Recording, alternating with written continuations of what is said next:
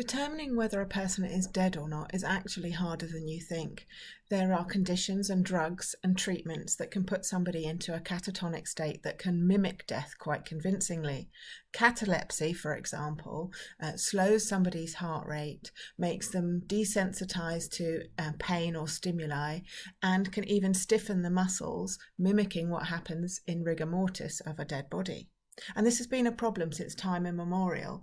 You've probably seen on TV tests where they put a mirror under somebody's nose to check for signs of breathing, or they might put a feather under somebody's nose to tickle them, or they'll check for a pulse.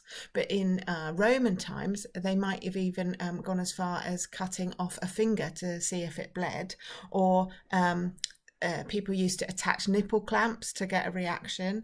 And a trick that Europeans learnt from Native Americans was to give the person a tobacco smoke enema, which is where the expression blowing smoke up your bum comes from.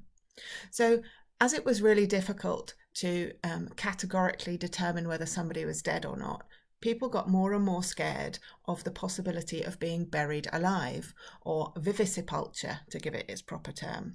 And to the point where it became a really horrific thing in popular culture. And Edgar Allan Poe wrote a story in 1844 called Premature Burial, which was harnessing people's fears about this possibility. And in the 1700s and 1800s, people used to invent elaborate ways to stop this happening. They would have waiting mortuaries where bodies would be put for up to 3 or 4 days before burial, and they'd have guards standing outside listening out for people waking up in there.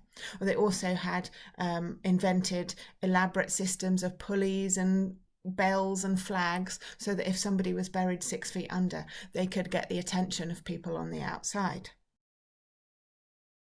But this is even a problem with modern medicine and technology these days. There have been several accounts of people waking up in mortuaries and scaring the bejesus out of the mortuary staff.